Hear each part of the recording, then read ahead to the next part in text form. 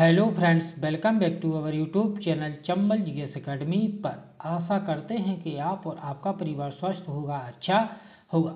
आइए फ्रेंड्स, आज की इस क्लास में हम बात करेंगे रस के बारे में। आज की इस क्लास में सभी प्रकार के रसों के साथ साथ उनके स्थायी भावों के बारे में बात करेंगे। इसके साथ साथ बात करेंगे कि स्थायी भाव क्या होते हैं, संचारी भाव क्या होते हैं, विभाव अनुभाव से संबंधित कंप्लीट इन्फॉर्मेशन आज की इसी क्लास में खत्म करेंगे। दोस्तों, यह टॉपिक है वो आपके आने वाले सभी एग्जामों के लिए बहुत ही महत्वपूर्ण होने वाला है, इसलिए फ्रेंड्स वीडियो को बिना स्किप किए अंत तक जरूर देखिए। आइए फ्रेंड्स, इसमें सबसे पहले हम देखते हैं कि रस किसे कहते हैं, अर्थात रस की परिभाषा क्या होती है। तो किसी काव्य पंक्ति को पढ़कर मन में जो भाव जागृत होते हैं या अलौकिक आनंद की अनुभूति होती है, ये मन के भाव ही रस कहलाते हैं। अर्थात वाक्यम रसात्मकम वाक्यम, अर्थात रस युक्त वाक्य ही काव्य कहलाता है। इसके बाद देखते हैं कि रस को काव्य की आत्मा कहा जाता है। रस को काव्य की क्या कहा जाता है? आत्मा कहा जाता है। आइए फ्रेंड्स, इसके बाद रस की परिभाषा को दूसरे शब्दों में देखते हैं कि किसी काव्य या साहित्य को हम पढ़ें, उसको सुने या देखें से श्रोता या पाठक या दर्शक को जिस आनंद की अनुभूति होती है उसे क्या कहते हैं? रस कहते हैं। अर्थात किसी काव्य या साहित्य को सुनने या पढ़ने या देखने से पाठक या श्रोता को जिस आनंद की अनुभूति होती है उसे रस कहते हैं।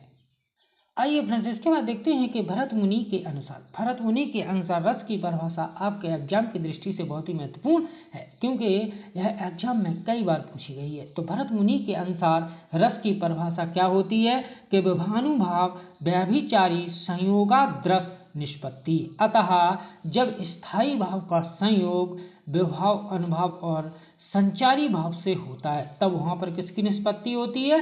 रस की निष्पत्ति होती है। इसके बाद देखते हैं कि रस के अंग कितने होते हैं। तो मुख्यतः रस के 4 अंग होते हैं। 4 अंग कौन कौन से हैं रस के?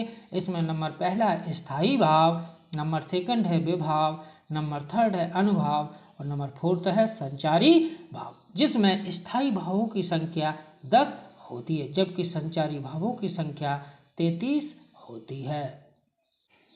आइए फ्रेंड्स, इसके बाद हम बात करेंगे स्थायी भावों के बारे में। तो स्थायी भाव क्या होते हैं? तो सहृदय के हृदय में जो भाव स्थायी रूप से विद्यमान रहते हैं उन्हें हम स्थायी भाव कहते हैं। स्थायी भाव अनुकूल या प्रतिकूल किसी भी प्रकार के भाव नहीं दबा पाते तथा प्रत्येक रस का एक निश्चित स्थायी भाव होता है। अर्थात स्थायी भावों की कुल संख्या होती है वो 10 होती है। तथा स्थायी भाव कौन कौन से होते हैं? इनमें रति, हास्य, शोक, उत्साह, क्रोध, भय, जुगुप्सा, विस्मय, निर्वेद तथा विश्चल इत्यादि स्थायी भाव होते हैं।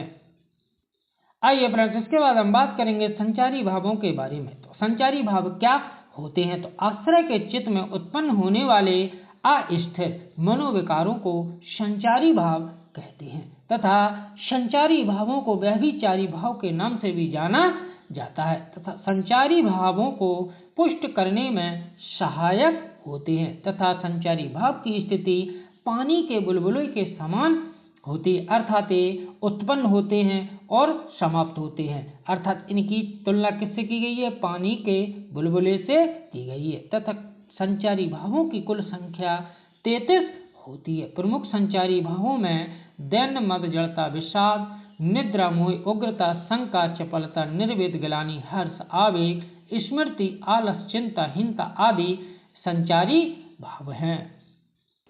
आइए फ्रेंड्स, इसके बाद हम बात करेंगे अनुभाव के बारे में। आश्रय की बाह्य शारीरिक चेष्टाओं को अनुभाव कहते हैं। अनुभाव मुख्यतः 4 प्रकार के होते हैं। तो अनुभाव के 4 प्रकार कौन कौन से हैं?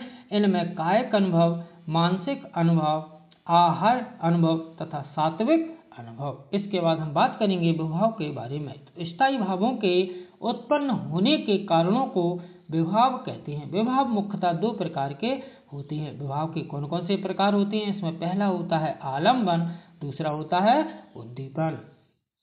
आइए फ्रेंड्स, इसके बाद हम बात करेंगे स्थायी भाव और संचारी भाव में क्या क्या अंतर होता है। तो स्थायी भाव हृदय में सदैव विद्यमान होते हैं तथा प्रत्येक रस का एक निश्चित स्थायी भाव होता है, जबकि संचारी भाव की स्थिति होती है वो पानी के बुलबुले के समान होती है, अर्थात ये उत्पन्न होते हैं और नष्ट होते हैं। इसके बाद सेकंड पॉइंट देखते हैं कि स्थायी भावों की संख्या 10 होती है, जबकि संचारी भावों की संख्या 33 होती है। नेक्स्ट पॉइंट देखते हैं कि प्रत्येक रस का एक स्थायी भाव होता है, जबकि कुछ स्थानों पर संचारी भाव नहीं होते। नेक्स्ट पॉइंट देखते हैं कि स्थायी भाव संचारी भाव को पुष्ट नहीं करते, जबकि संचारी भाव स्थायी भाव को पुष्ट करते हैं। आइए फ्रेंड्स, इसके बाद हम बात करेंगे रस और उनके स्थायी भावों के बारे में। तो रसों की संख्या 11 होती है तथा प्रत्येक रस का एक निश्चित स्थायी भाव होता है। तो यहाँ से देखते हैं कि बीज रस का स्थायी भाव उत्साह होता है, भयानक रस का स्थायी भाव भय, रौद्र का क्रोध, करुण रस का स्थायी भाव शोक, हास्य रस का स्थायी भाव हंसी, श्रृंगार का रति, बीभत्स रस का स्थायी भाव जुगुप्सा, अद्भुत रस का स्थायी भाव विस्मय, शांत रस का स्थायी भाव निर्वेद होता है, वात्सल रस का स्थायी भाव वत्सल होता है, जबकि भक्ति रस का स्थायी भाव भक्ति होता है। तो यहाँ से कह सकते हैं कि टोटल रसों की संख्या कितनी होती है? 11। कौन कौन सी होती है इनमें रस? वीर, भयानक, रौद्र रस, करुण, हास्य, श्रृंगार, बीभत्स, अद्भुत, शांत। ये 9 रस के आधार तथा 10वां रस किसे माना गया है? वात्सल रस को। तथा 11वें रस की उपाधि किसे प्रदान की गई है? भक्ति रस को। एग्जाम में कई बार पूछा जाता है कि 10वां रस किसे माना गया है? तो 10वां रस किसे माना गया है? वात्सल रस को। 10वें रस की उपाधि किस रस को प्रदान की गई है? वात्सल रस को। तथा प्रत्येक रस का इस प्रकार स्थायी भाव होता है।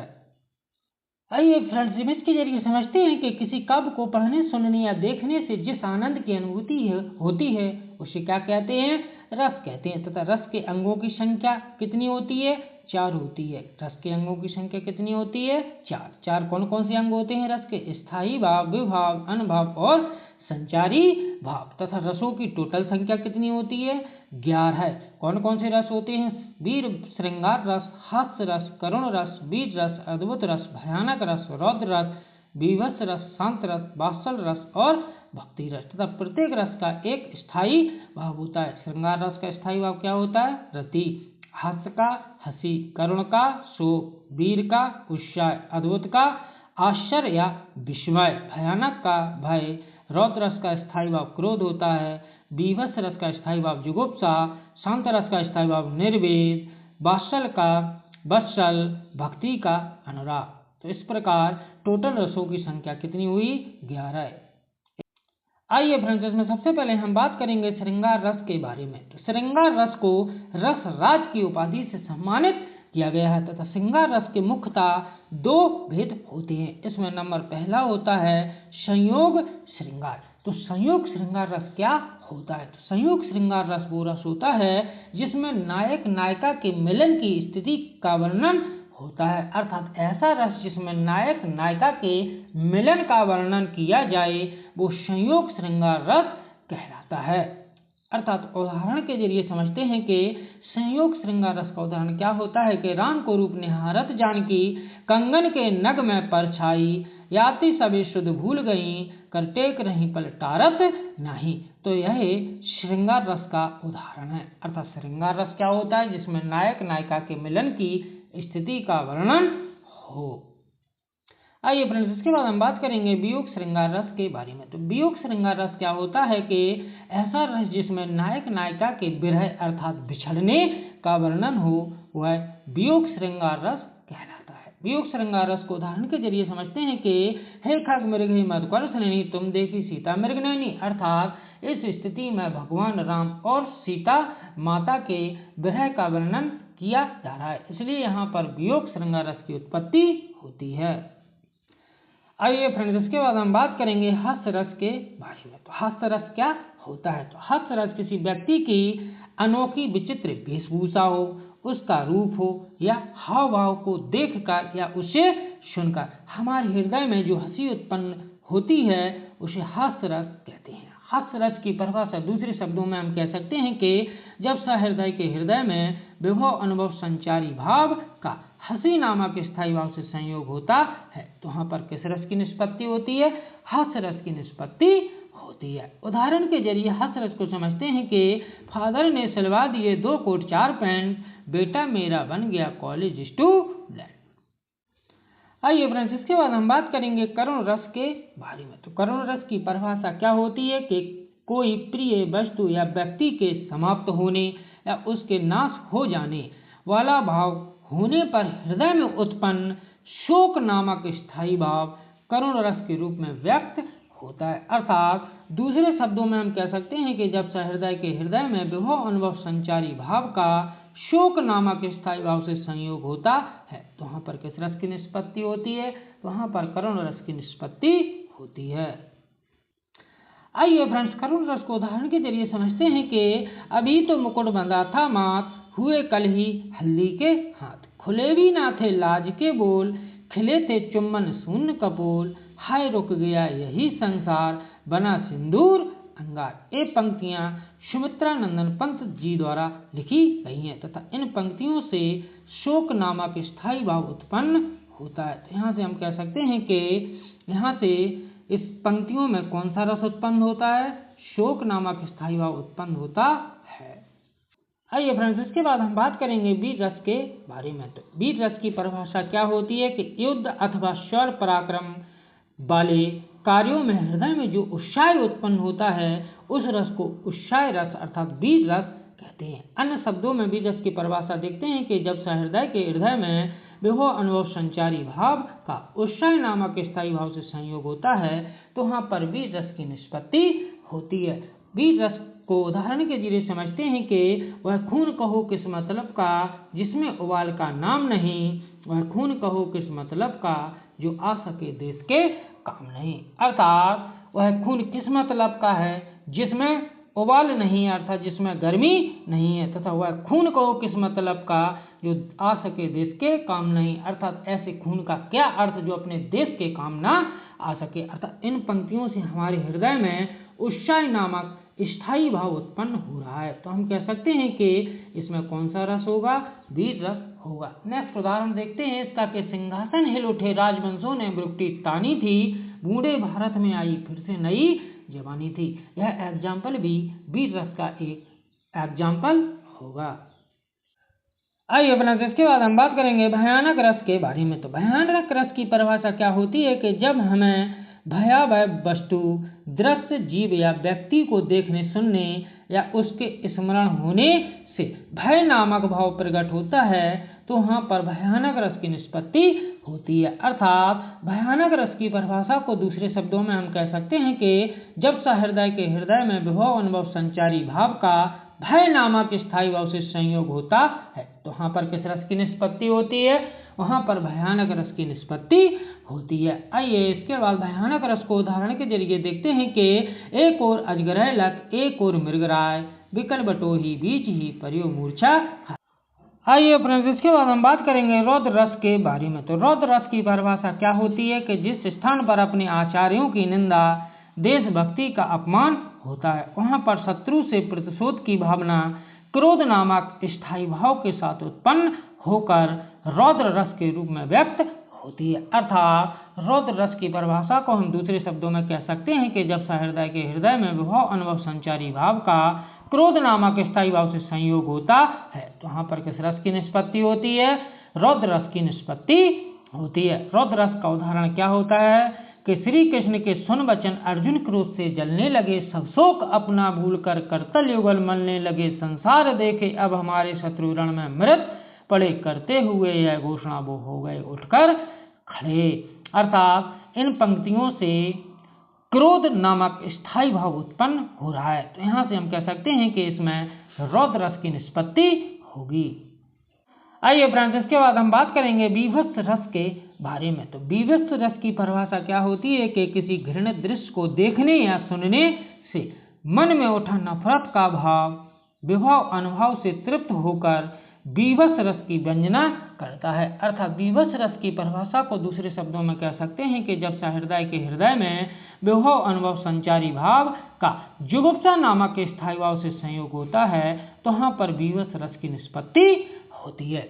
आइए फ्रेंड्स, इसके बाद विवश रस का उदाहरण देखते हैं कि पड़ा सड़क पर एक भिखारी मैंने देखा, खून पीप उसके घावों से बहते देखा, भिन भिन करती बीसों मक्खी चाट रही थी, उड़ा रहा था कोड़ी जैसे काट रही थी, देखा जिसने उसको अपनी नाक सिकोड़ी और घृणा करता निकल गया ना डाली कौड़ी। अर्थात इन पंक्तियों से हमारे हृदय में घृणा अर्थात जुगुप्सा नामक स्थायी भाव उत्पन्न हो रहा है। तो यहाँ से हम कह सकते हैं कि यहाँ पर विवश रस की निष्पत्ति होगी। आइए फ्रेंड्स, इसके बाद हम बात करेंगे अद्भुत रस के बारे में। तो अद्भुत रस की परिभाषा क्या होती है? जब हमें कोई अद्भुत वस्तु या व्यक्ति अथवा कार्य को देखकर आश्चर्य होता है, तब वहां पर किस रस की निष्पत्ति होती है? अद्भुत रस की निष्पत्ति होती है। अर्थात अद्भुत रस की परिभाषा को हम दूसरे शब्दों में कह सकते हैं कि जब सहृदय के हृदय में विभव अनुभव संचारी भाव का विस्मय नामक स्थायी भाव से संयोग होता है, तो वहां पर किस रस की निष्पत्ति होती है? अद्भुत रस की निष्पत्ति होती है। आइए फ्रेंड्स, अद्भुत रस को उदाहरण के जरिए समझते हैं कि बिनु पद चले सुनय बिन काना, कर बिनु करम करय बिद नाना, आनंद रहत सकल रस भोगी, बिनु वाणी वक्ता बड़ जोगी। अर्थात इन पंक्तियों से विस्मय नामक स्थायी भाव जागृत हो रहा है। तो यहाँ से हम कह सकते हैं कि यहाँ पर अद्भुत रस की निष्पत्ति होगी। आइए इसके बाद हम बात करेंगे शांत रस के बारे में। तो शांत रस की परिभाषा क्या होती है कि वैराग्य भावना के उत्पन्न होने अर्थात संसार से असंतोष होने पर शांत रस की क्रिया उत्पन्न होती है। अर्थात शांत रस की परिभाषा को हम दूसरे शब्दों में कह सकते हैं कि जब सहृदय के हृदय में विभव अनुभव संचारी भाव का निर्वेद नामक स्थायी भाव से संयोग होता है, तो वहाँ पर किस रस की निष्पत्ति होती है? शांत रस की निष्पत्ति होती है। आइए शांत रस को उदाहरण के जरिए समझते हैं कि चलती चक्की देखकर दिया कबीरा रोए, दो पाटन के बीच में साबित बचाना कोई। अर्थात इन पंक्तियों से हमें निर्वेद नामक स्थायी भाव उत्पन्न हो रहा है। तो यहाँ से कह सकते हैं कि यहाँ पर शांत रस की निष्पत्ति होती है। आइए फ्रेंड्स, इसके बाद हम बात करेंगे वात्सल रस के बारे में। अर्थात वात्सल रस को 10वां रस माना गया है। एग्जाम में कई बार पूछा गया है कि 10वें रस के रूप में किसे स्वीकार किया गया है? तो वात्सल रस को। वात्सल रस की परिभाषा क्या होती है कि वात्सल रस में छोटे बच्चों के प्रति प्रेम आदि का वर्णन व्यक्त किया जाता है, तो वहाँ पर वात्सल रस की निष्पत्ति होती है। वात्सल रस को उदाहरण के जरिए देखते हैं कि यशोदा हरि पालनो झुलावे, हल रावे दुल्हावे, जो सोई कछु गावे, जसमत मन अभिलाष करें, कब मेरो लाल घुटरूबन रेंगे, कब धरनी पग द्वैक धरे। अर्थात इन पंक्तियों से वत्सल नामक स्थायी भाव उत्पन्न हो रहा है। तो यहाँ से हम कह सकते हैं कि यहाँ पर वात्सल रस की निष्पत्ति होती है।